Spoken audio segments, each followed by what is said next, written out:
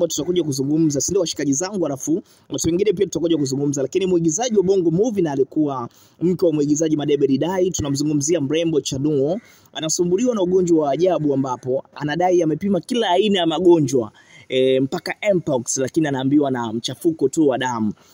Chanuo ameeleza kupitia ukurasa wake wa Instagram kuwa anapitia kipindi kigumu sana lakini hapati nafuu. Ameandika hivi kupitia ukurasa wake wa Instagram: napitia magumu kiukweli wapenzi. Ni maisha fulani hivi kama movie, ila kiukweli naumwa sana. Nimepima magonjwa yote mpaka mpox, lakini naambiwa na mchafuko wa damu. Nimetumia dawa lakini wapi. Kiukweli naumia sana. Kiukweli naumwa mno.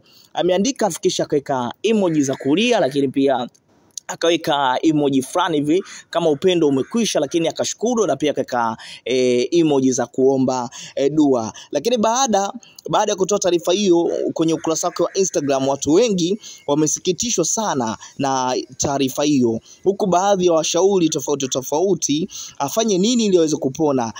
Pia watu wengine wakasema bana, huenda ni tetekuwanga au mpox.